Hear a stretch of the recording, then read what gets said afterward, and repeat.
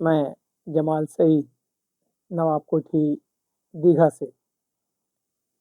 आज हम लोग बात करेंगे, इस पे हर पिछले क्लास में मैं ज़ोर डाल रहा था कि सेंटेंस तो आप सीख ही रहे हैं कैसे बनाएंगे, साथ साथ मैंने कहा कि आपको वर्ड मीनिंग यानी वर्ड का स्टॉक भी होना बहुत ज़रूरी है। बगैर उसके आप सेंटेंस को नहीं बना पाएंगे। मैं उसका कुछ एग्जांपल आपको दे रहा हूँ। कुछ ऐसे अल्फाज जिसके इस्तेमाल से, जिसके बोलने से सुनने वाले को भी अच्छा लगता है और बोलने वाले को भी मज़ा आता है, उसमें स्टैंडर्ड दिखता है और ऐसा महसूस होता है कि आपके पास एक अल्फाज का ढेर है। या और ये भी कह सकते हैं कि आप एक स्टैंडर्ड अंग्रेज़ी आपको मालूम है, आप एडवांस अंग्रेज़ी आप जानते हैं, मतलब आप अपने नीचे से ऊपर की तरफ उठ चुके हैं। तो इन तमाम चीज़ों के लिए हर एक चीज़ का अलग अलग वर्ड है। अब हम यहाँ पर जैसे कुछ अल्फाज आपको बताएंगे, उसके बाद आप जानिए अगर हम वकालत के पेशे से हैं तो वहाँ पे उनके अलग अल्फाज सब इस्तेमाल होते हैं। दूसरे दूसरे जो वर्ड्स हैं वकालत के लिए वो आपको अलग जानना होगा। किसी का डेथ हो जाता है तो उसके लिए बहुत सारे अलग अल्फाज हैं, अलग वर्ड्स है, वहाँ अलग वर्ड मीनिंग है, उसको जानना होगा। बगैर जाने आप कैसे बोल पाएंगे। तो हम वो सब कुछ आपको धीमे धीमे आपका स्टॉक हम देंगे, ताकि आप रोज़ाना 10, 15, 20 याद कर सकें, ताकि आप अच्छी से अच्छी अंग्रेज़ी बोल सकें। अब जैसे मुझे अगर बोलना होता है कि आ, वो बहुत ही घमंडी है, तो अब घमंडी बोलना होता है तो हमारे पास प्राउड एक वर्ड है जो बहुत ही कॉमनेस्ट है, जनरल लोग बोलते हैं, लेकिन हम उसको अगर बोलेंगे हाउटी तो फिर एक मज़ा आता है। तो शी लुक्स हॉटी, यानी वो घमंडी दिखती है, वो घमंडी लगती है। ही लुक्स हॉटी, वो घमंडी दिखता है, यानी बातों से, उसके विचारों से, उसके अंदाज से जब हम उनसे मिलते हैं तो उसका जो मिलने जुलने का तरीका है, जो बात करने का तरीका है, वो बड़ा घमंडी है। तो ही लुक्स हॉटी। और भी बहुत सारे अल्फाज हैं, लेकिन अभी आप एक वर्ड सिर्फ आपको ये बता रहे हैं कि लफ्ज़ों का सीखना क्यों ज़रूरी है। उसी तरह से जो हम बोलते हैं कि उसकी बातों में बेरब्त है, एक बेरब्त दलीलें हैं। एक शायर ने यूज़ किया था बेरब्त दलीलें, तो मतलब बहुत साफ सुथरा, बहुत ही स्पष्ट है। तो हम उसके लिए बोलते हैं कि योर स्टोरी साउंड्स कोहेरेंट। अब ये कोहेरेंट एक वर्ड आ गया, बेरब्त, बहुत ही साफ सुथरा, स्पष्ट, है ना, जो बिल्कुल जाहिर हो, तो उसके लिए हम इस्तेमाल करते हैं कोहेरेंट। अब हमको बोलना होता है उसका जो बातचीत जो करता है, जो उसकी जो स्टोरी है, जो उसकी जो कहानी है, जो जब वो बातें करता है तो बड़ा बेरब्त है, बहुत ही स्पष्ट है। तो ये होता है स्टोरी लुक्स है या साउंड से कोहेरेंट कह सकते हैं, यानी आपकी बातों में स्पष्टता है, बहुत साफ सुथरा है, समझ में बात आती है, इट्स वेरी कोहेरेंट। अब ये एक वर्ड है, सिंपल भी आप कह सकते हैं, जैसे मैंने कहा कि वहाँ पे घमंड के लिए आपने प्राउड यूज़ किया जो बहुत ही कॉमन है, हमने हॉटी यूज़ किया। हम कॉन्टेम्पशस भी यूज़ कर सकते थे, लेकिन अभी हम आपको उतना दूर तक नहीं जाना चाह रहे हैं ताकि आप कंफ्यूज हो जाएं। धीमे धीमे हम आपको अल्फाज देते रहेंगे। उसी तरह से अगर हमको बोलना है कि ये जो न्यूज़ है गुमराह कर देने वाला है, दिस न्यूज़, न्यूज़ जो है वो दिखने में तो लगता है कि एस लगा हुआ है तो ये प्लूरल है, लेकिन एक्चुअली ये सिंगुलर है। तो दिस न्यूज़ कह सकते हैं आप साउंड से deceptive. This news sounds deceptive. देखिए साउंड्स एक वर्ड है जो दिया जा रहा है समझने के लिए। वैसे आप सीम्स, आप लुक्स से यूज़ कर सकते हैं। लुक कब देते हैं यूज़, लेकिन जनरली अच्छे बोलने वाले जो हैं वो इसके लिए साउंड यूज़ करेंगे, है ना। साउंड गुड, जैसे उसका हेल्थ बहुत अच्छा है तो हम बोलते हैं साउंड गुड, है ना। उसी तरह से यहाँ पर हम साउंड एक वर्ड ले रहे हैं कि दिस न्यूज़ साउंड। देखिए हम यहाँ क्या बोले, दिस न्यूज़ साउंड्स, साउंड नहीं बोल रहे हैं क्योंकि दिखने में प्लूरल है, लेकिन एक्चुअली ये सिंगुलर है। तो sounds this news sound deceptive. This news sounds deceptive. ये न्यूज़ है, ये गुमराह करने वाली है, यानी गुमराह कुंद है। उर्दू से थोड़ी मुझे मोहब्बत है तो उर्दू अल्फाज निकल जाते हैं। तो दिस न्यूज़ साउंड्स डिसेप्टिव। तो डिसेप्टिव कहते हैं गुमराह कर देना,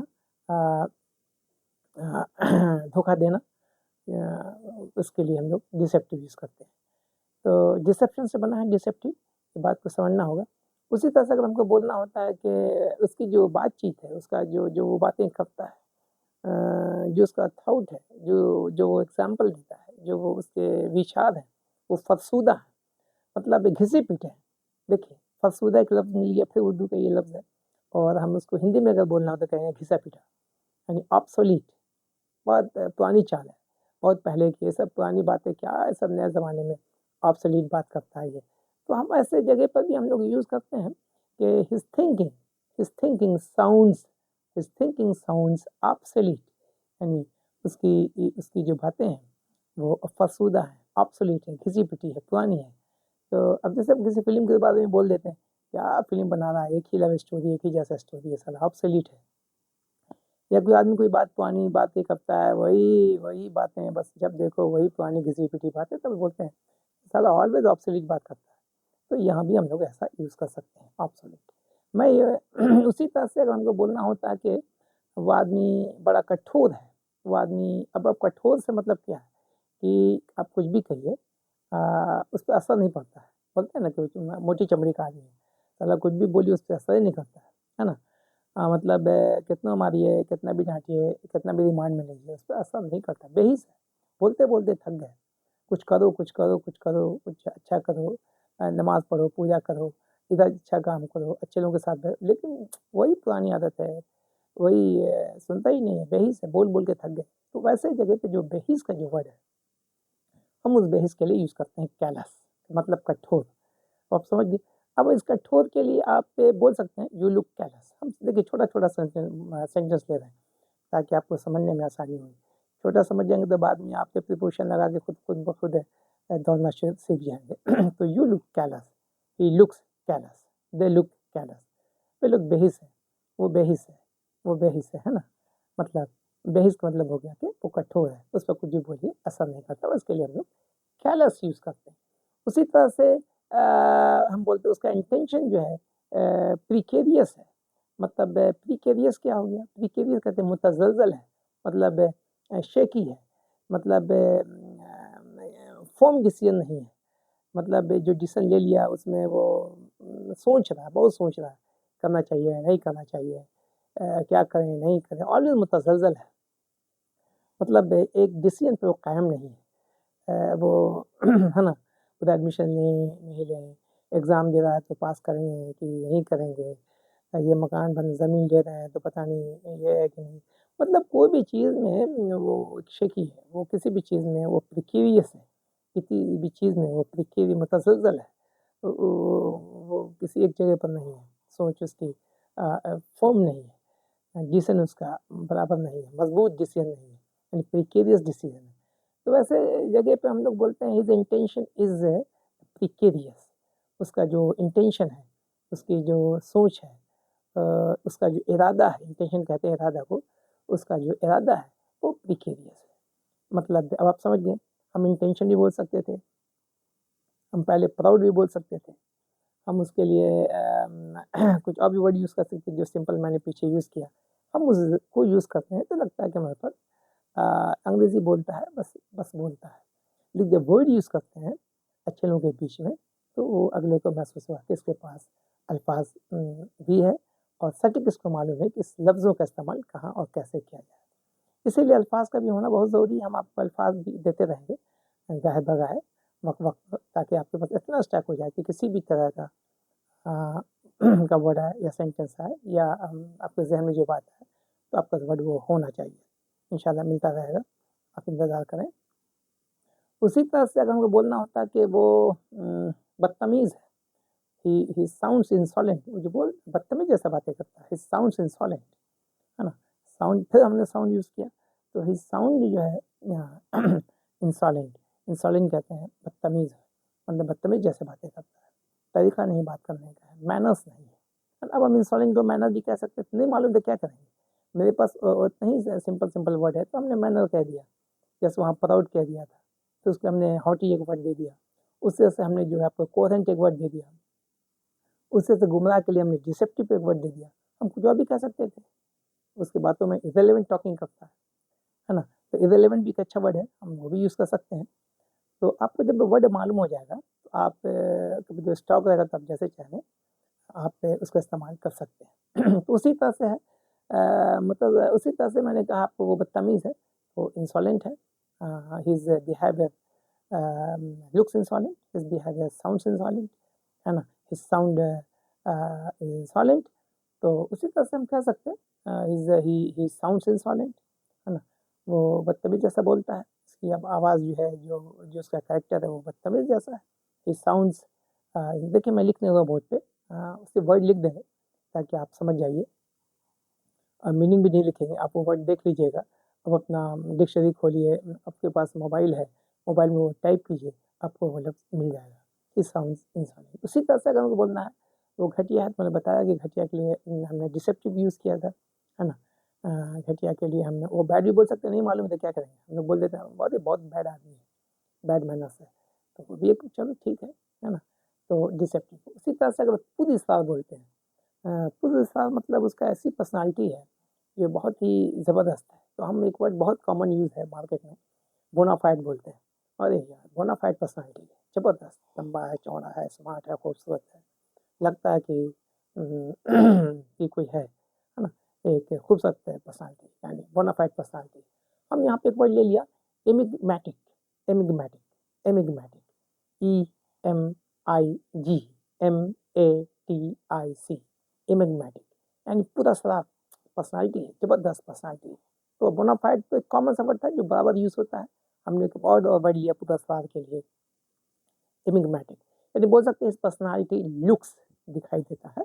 जैसे मेरी पर्सनालिटी तो ऐसे नहीं है, I look, he looks enigmatic, he looks bona fide, he looks enigmatic, वो पूरा स्वाद उसकी पर्सनालिटी है ना। तो ऐसे जगहों पे हम लोग इस तरह से वर्ड का यूज़ हम लोग करते हैं, जो जिसके इस्तेमाल करने से थोड़ा सा अच्छा लगता है। तो लफ्ज़ों का भी सेंटेंस के साथ साथ सीखने के साथ साथ वर्ड का भी स्टॉक किया जाए, है ना। चलिए हम वर्ड को लिख देते हैं बोर्ड पे, आप इसे नोट कर लीजिए, सेंटेंस में इस्तेमाल कीजिए, छोटे छोटे सेंटेंस बनाइए। परेशानी हो रही है वर्ड का मीनिंग देखना है, मोबाइल पे टाइप कीजिए, आपको उसका मीनिंग मिल जाएगा। आइए नोट। उसी तरह से जैसे हमको यहाँ लिखना होता है, हमको लिखना है एमिग्मेटिक,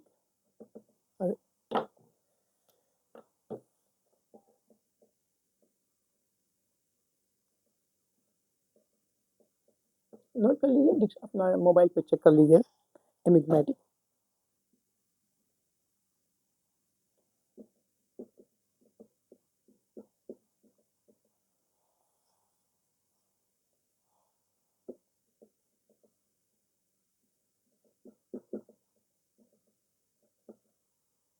एमिग्मेटिक, डिसेप्टिव, despicable और insolent,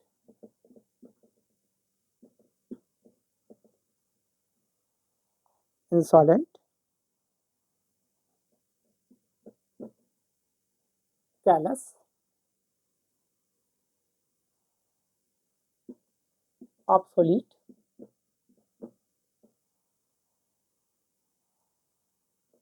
coherent, haughty,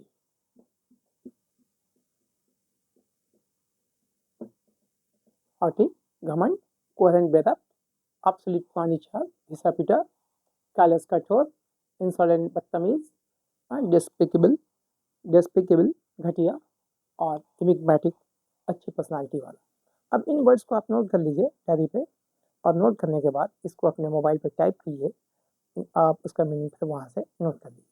सेंटेंस बनाने के लिए छोटा छोटा सेंटेंस बनाइए, मैंने टेंस बता दिया है, उसी हिसाब से मैंने यहाँ भी बोला था, ही लुक्स लगाया है ना, हिज पर्सनालिटी बोला है, ये सब तो आप बना लेंगे। इसी तरह से यह जो हम कहा है उसी को नोट कीजिए डायरी में, सर मैंने कौन सा सेंटेंस यूज़ किया।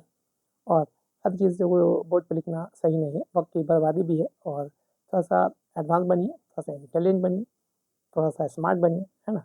Okay, thank you.